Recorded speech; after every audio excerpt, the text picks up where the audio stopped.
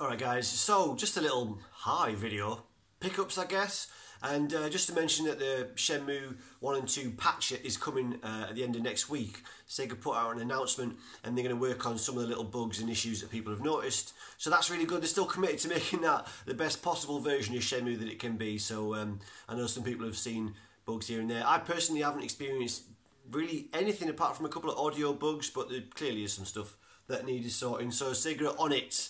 So end of next week, guys. So that's really cool. And yeah, I mean, that was the main pickup this week. It's pretty crazy to be holding this in my hand.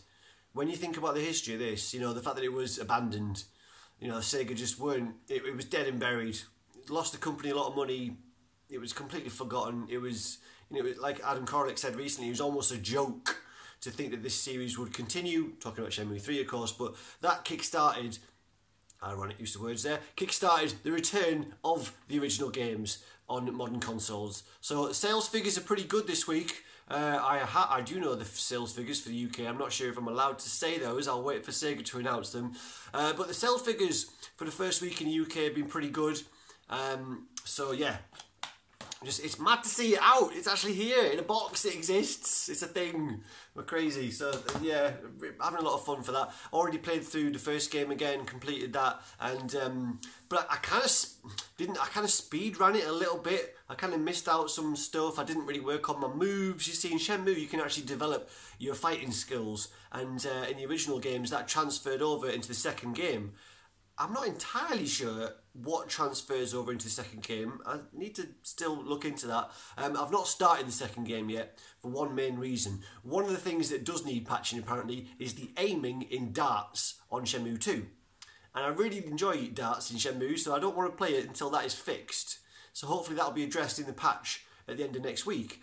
You know, darts is one of my favourite pastimes in the arcade, because in Shenmue, sometimes you have to wait for certain events to occur for certain times of the day, you know, to get to the time of the day when the next story progression will happen. So you need to, you know, entertain yourself, and darts is one of my favourite things to do. So, but yeah, what was I saying? Gone off track. But yeah, really enjoying it. Yeah, played through the first game. Yeah, didn't work too much on my moves. And if you do that, it helps later on in the second game and just develops your fighting abilities. So that's one of the most fun parts about the game. Obviously, this game started off as Virtua Fighter RPG. That was the original kind of idea behind Shenmue, until it outgrew that idea and became its own IP, had its own identity, its own story. But yeah, so the fighting action is really good in Shenmue. I really hope that they can produce similar kind of, or you know, similarly deep fight system. You know, most brawlers are pretty simple, especially compared to Shenmue. There is quite a lot of depth, considering it's actually, you know, an open world adventure as well as a beat 'em up. So yeah, pretty unique, pretty cool fighting system, or not unique, but for its type of game. You know, you don't usually have that level of control in your fighting in those types of games. So at least back in the day, certainly in 1999 you didn't. Well, in 1999 you didn't have a lot of the things that were in Shenmue. That's, you know, that's one of the reasons it holds such a big place in a lot of people's hearts. Is you know, aside from the story and all the rest of it, at the time when it first came out, it just did so many things that we weren't seeing anywhere else. It was technically groundbreaking. It was technically impressive, as well as you know, all the rest of it. So yeah, anyway, been loving that. First game done again. I'm going to play through it again. I don't know how many times I've played through it now. Yeah, anyway, so that was that. The other pickup that I got this week, or the physical pickup I got, was Firewall 0 Hour. Oh, this game's good. Yeah, this game is really good. And it's basically a squad-based shooter. So Rainbow Six style PvP, so 4 teams, you know, teams of 4 players going up against each other in a Rainbow Six style game, where one team has to defend a post and the other team has to attack it. So, you know, in terms of game modes, it's quite limited at the minute. There's not a hell of a lot to it in terms of actual game modes. But what is there is so fun. It's fucking Rainbow Six in VR, for God's sake. It uses the aim controller, so you do have full free movement as well. That's really good. It's PSVR exclusive at this point, and yeah, just a perfect fit for the aim controller. You do need that free movement in this type of game. There's, can you? I don't even know if you can use teleport in it. I haven't used that. Maybe you can, maybe you can't. I don't know. But anyway, it looks beautiful. The graphics are lovely, dead realistic looking. I'm hoping maybe they might patch it some more for the Pro because it looks a little bit blurry, a little bit fuzzy compared to other games that we've seen. But it doesn't need that. It looks the dogs, knackers. It looks really nice and it plays really good. I was worried that I was going to be so shit that I just wouldn't want to join any teams or get involved in multiplayer action because I just didn't want to let people down. But actually it's really accessible, and I wasn't massively shit. I was a bit shit. I've already played a couple of rounds so far. Maybe I need to hone my skills a bit on the single player parts of the game. There's not a hell of a lot single player content on the game. There is some. You can play PvP, or rather, sorry, you can play the 4v4 main kind of mode of the game versus bots. So you can do that. You can play against bots if you want. But yeah, the online obviously is where it's at. And I'm not a huge online gamer. Really, the last online shooter that I played a lot of was Halo 4.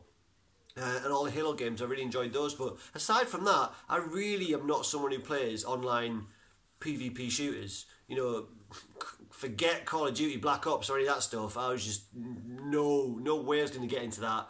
That was the kind of game that was putting me off Firewall 0, thinking I was just not going to be good enough to join in, you know. But yeah, obviously it's early days, so everyone's kind of finding their feet still with this. But yeah, it's got quite a comprehensive upgrade system as well, so there is a lot of replayability value there, or rather growing your character. There is some progression to that, you know, upgrading skills and weapons and mods and that kind of thing.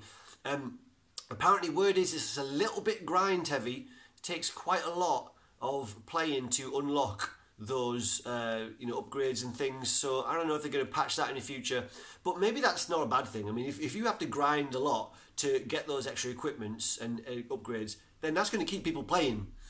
So yeah, let's hope the matchmaking stays pretty well balanced. Let's hope that you know, it doesn't get to a stage where noobs come up against ninjas and they just get slaughtered all the time. Maybe, hopefully the matchmaking balance will be okay there.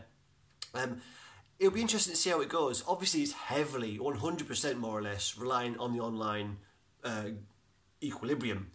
Is that the right word to use? I don't know. But yeah, because obviously one of the problems with PSVR online games is that after a certain amount of time, the lobbies are going to start drying up as new games come out and people start, you know, that kind of thing. The audience for PSVR is a lot smaller than obviously normal consoles. So the pool of players that will have this game and be online at any time that you want to be online is obviously going to be a lot smaller than on a regular PS4 shooter.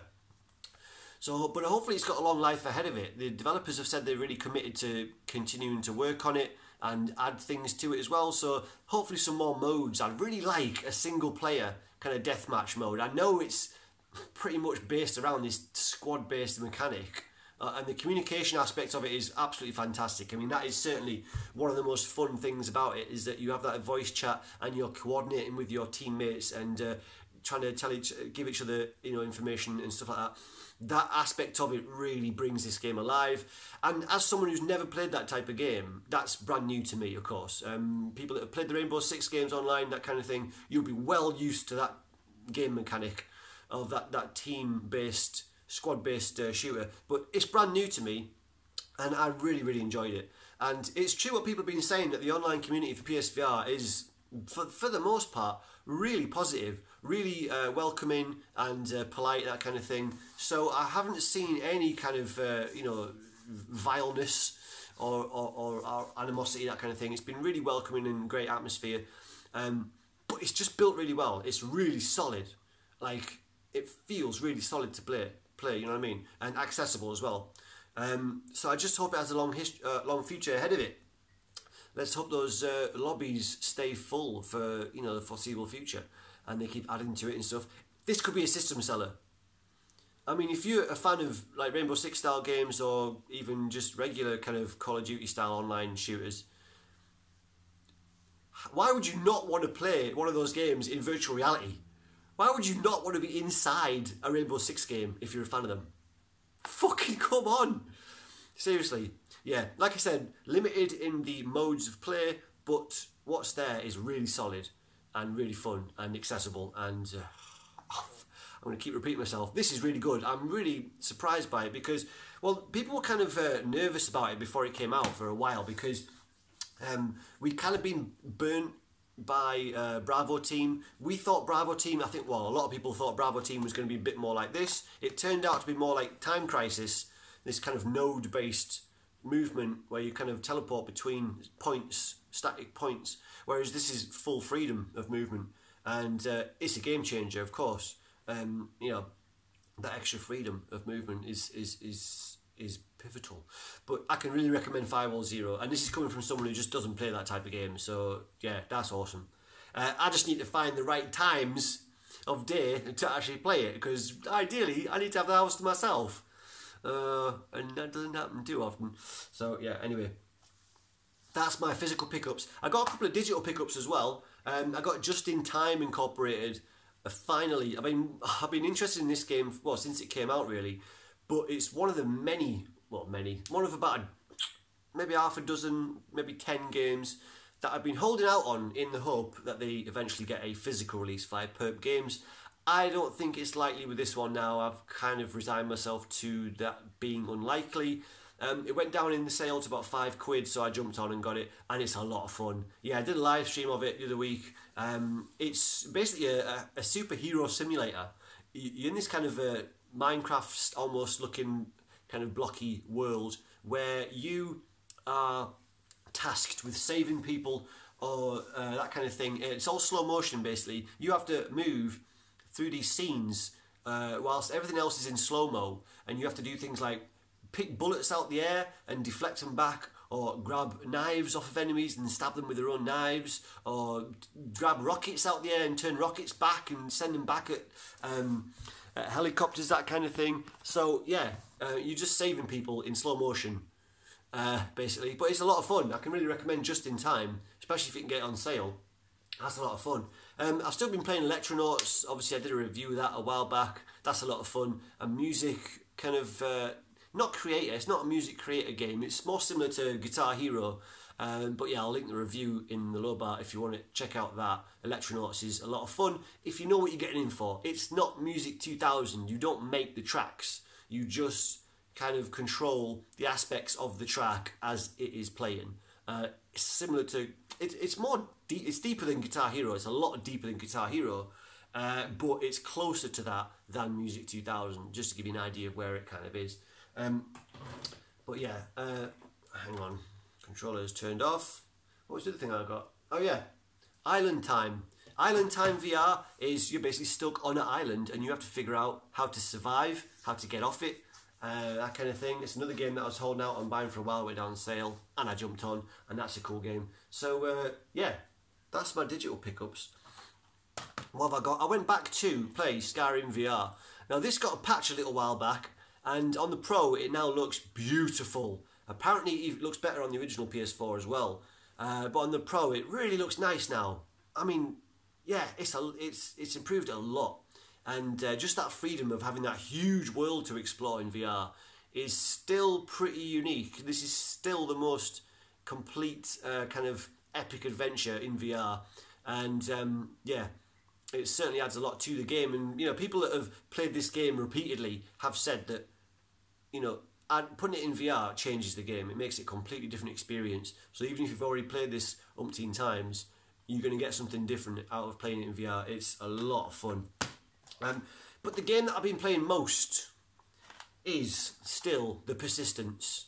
This is right up there. This is one of my games of the year. It's basically dark. Was it? Oh, not Dark Space. Deep Space. Dead Space. Dead Space. It's basically Dead Space in VR. It looks similar. It's got a similar kind of game loop where you're basically, you know, picking up credits and currencies to buy upgrades and that kind of thing. Fighting this scary environment. The enemies are really good. Really fun to interact with. A lot of variety in the type of enemy you face.